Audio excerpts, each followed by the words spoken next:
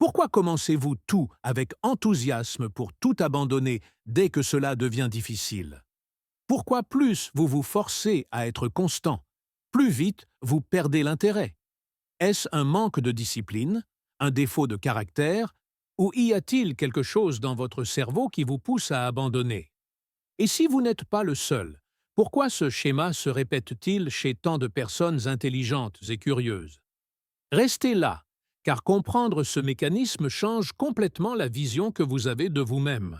Si vous regardez en arrière avec honnêteté, vous pouvez probablement énumérer une longue liste de choses que vous avez commencées avec illusion et laissées à moitié finies. Un instrument de musique qui dort dans un coin, une langue que vous avez abandonnée après les premières leçons, un livre que vous n'avez jamais dépassé de moitié, un projet personnel qui semblait prometteur et s'est éteint sans bruit. Ce n'est pas un cas isolé, c'est un schéma qui se répète encore et encore.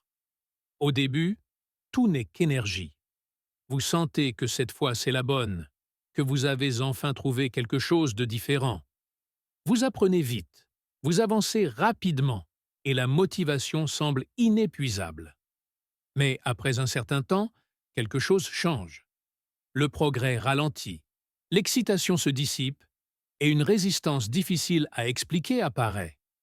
Vous commencez à procrastiner, à vous distraire, à éviter ce projet qui vous passionnait autrefois. Et c'est alors que vient la culpabilité. Le récit habituel est dur. Vous vous dites que vous manquez de persévérance, que vous ne savez pas vous engager, que vous faites toujours la même chose. De l'extérieur, d'autres renforcent même cette idée avec des étiquettes comme inconstant ou incapable de terminer ce que vous commencez. Peu à peu, cette explication devient une identité. Ce n'est plus que vous abandonnez des choses, c'est que vous êtes ainsi. Mais c'est ici que le contenu original pose la question clé. Et si le problème n'était pas votre caractère? Et si cette séquence d'enthousiasme et d'abandon n'était pas une faille morale, mais la conséquence de la façon dont fonctionne votre cerveau quand il passe de la nouveauté à la routine? Car ce que presque personne n'explique, c'est que toutes les phases de l'apprentissage n'activent pas les mêmes mécanismes internes. Ce point est fondamental pour comprendre tout ce qui suit. Avant de vous juger, avant d'essayer de vous forcer à être différent, vous devez comprendre ce qui se passe exactement au moment où la motivation disparaît. Ce n'est qu'alors que vous pourrez cesser de vous voir comme quelqu'un de défectueux et commencer à voir le schéma avec clarté. L'erreur la plus courante est d'interpréter cet abandon comme un signe de paresse ou de manque de discipline. Le contenu original est très clair sur ce point. Cette explication est commode, mais fausse. Si vous étiez vraiment paresseux, vous ne commenceriez même pas tant de choses. Cependant, ce qui vous définit n'est pas l'absence d'initiative, mais bien au contraire. Vous êtes attiré par l'apprentissage, l'exploration, la compréhension, et cela a une base biologique. Le cerveau humain possède une pulsion profonde pour acquérir des connaissances. La nouveauté active des systèmes de récompense très puissants. Quand vous commencez quelque chose de nouveau, l'apprentissage est rapide. Les progrès sont visibles et la sensation de progression est immédiate. Le cerveau interprète cette étape comme hautement précieuse et libère de la motivation de manière presque automatique. Vous n'avez pas besoin de vous forcer. Tout coule de source. Le problème apparaît quand cette nouveauté disparaît. Quand il n'y a plus de bond rapide d'amélioration et que le progrès devient lent, répétitif et moins évident. À ce moment-là, le cerveau cesse de recevoir la même récompense. Non pas parce que le projet a cessé d'être intéressant, mais parce que le type de stimulus a changé. La curiosité initiale n'est plus nourrie de la même manière. Ici, le contenu original introduit une distinction importante. Toutes les personnes qui essaient beaucoup de choses ne sont pas inconstantes. Certaines sont exploratrices par nature. D'autres sont conçues pour intégrer des connaissances diverses. Le conflit surgit quand vous essayez de faire entrer cette pulsion dans un modèle qui ne valorise que la spécialisation extrême et la répétition constante. Quand vous ne comprenez pas ce mécanisme, vous commencez à lutter contre vous-même. Vous tentez de supprimer la curiosité, de vous obliger à tenir le coup, d'ignorer l'inconfort. Mais cette friction interne n'élimine pas le problème. Elle ne fait que le retarder. Et plus vous vous forcez sans comprendre, plus le rejet s'active rapidement. Ce changement de perspective est essentiel. Il ne s'agit pas de justifier l'abandon, mais de comprendre ce qui le provoque. Car ce n'est que lorsque vous comprenez la racine du schéma que vous pouvez décider consciemment si vous voulez traverser cette phase ou redéfinir la manière dont vous vous engagez dans ce que vous commencez. C'est ici que le contenu original aborde l'un de ces points les plus importants, le rôle de la dopamine. Lorsque vous commencez quelque chose de nouveau, votre cerveau expérimente ce que l'on appelle le novice high. Tout est stimulant. Chaque petite avancée semble énorme. Vous apprenez vite. Vous vous améliorez de façon visible. Et cette sensation de progrès alimente la motivation presque sans effort. Ce n'est pas un hasard. C'est chimique. But this phase doesn't last. Mais cette phase ne dure pas. À mesure que vous avancez, vous atteignez inévitablement un plateau. Le progrès devient plus lent, moins visible. Il n'y a plus de grands sauts, seulement de petites améliorations qui nécessitent de la répétition. À ce moment-là, la dopamine diminue. Le cerveau cesse de recevoir la même récompense immédiate et commence à chercher de nouveaux stimuli ailleurs. La plupart des gens interprètent cette chute comme un signe qu'ils ont mal choisi. Peut-être que ce n'était pas pour moi, pense-t-il. Mais le contenu original est clair. Ce point apparaît dans tout apprentissage réel. Peu importe qu'il s'agisse de musique, de langue, de programmation ou d'écriture. La différence entre ceux qui continuent et ceux qui abandonnent ne réside pas dans la passion initiale, mais dans la manière dont ils traversent cette étape inconfortable. Ici surgit la confusion centrale.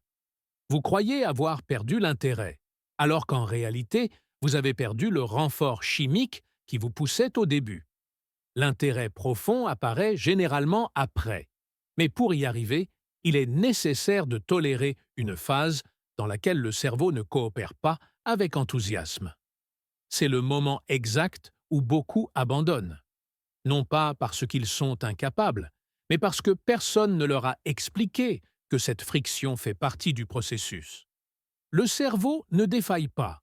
Il réagit de manière prévisible à l'absence de nouveautés. Comprendre cela change complètement l'interprétation de l'abandon.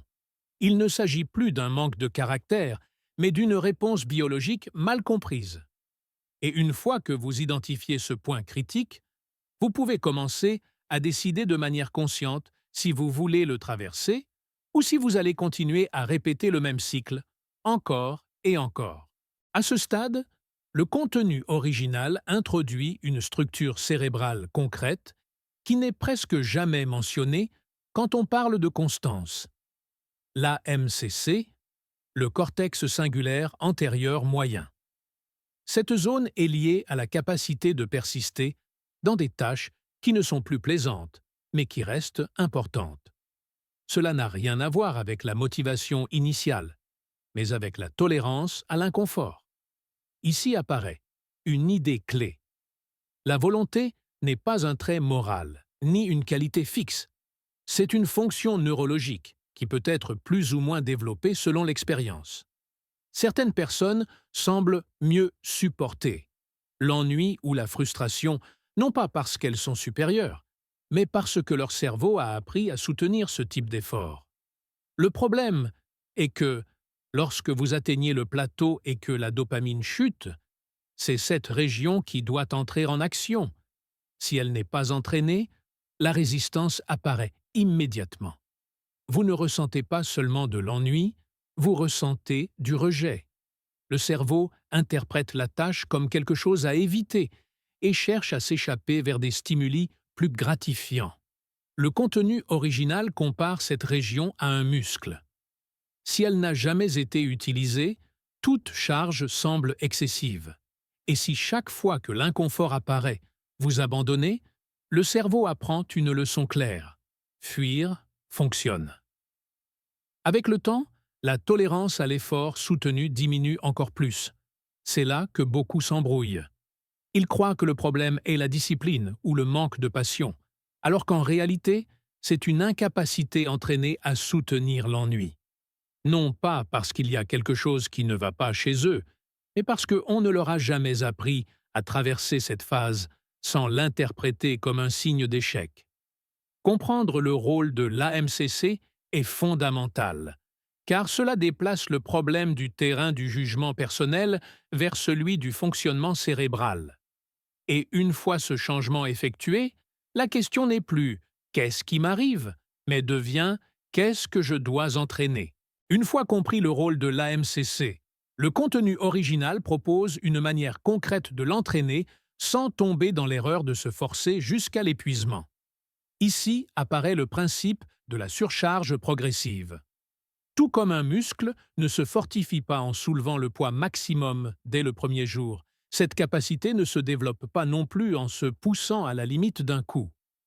L'idée est simple, mais puissante. Au lieu d'exiger une constance absolue, il s'agit d'augmenter l'inconfort juste un peu plus que ce que vous tolérez déjà.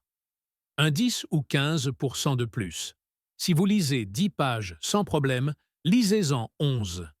Si vous pratiquez 20 minutes, prolongez de 2 ou 3 de plus. L'objectif n'est pas de souffrir, mais d'apprendre au cerveau qu'il peut rester sur la tâche un peu plus longtemps sans que rien de négatif ne se produise. Cette approche change complètement l'expérience. L'inconfort cesse d'être une menace et devient un signal gérable. Peu à peu, la MCC reçoit des preuves répétées qu'il n'est pas nécessaire de s'échapper dès que la nouveauté disparaît. Et à chaque répétition, la tolérance augmente. Le contenu original souligne que ce processus doit être constant et non héroïque. De grands efforts de sporadique n'entraînent rien. Ce qui renforce cette capacité, c'est la répétition quotidienne de petites décisions conscientes. Rester un peu plus longtemps quand l'impulsion est d'abandonner. Pas beaucoup plus. Juste assez pour envoyer un signal différent au système nerveux. Ici apparaît aussi un avertissement important. Pousser trop vite produit l'effet inverse. Le cerveau associe la tâche à une souffrance intense et renforce l'évitement. C'est pourquoi la clé ne réside pas dans la dureté, mais dans la précision.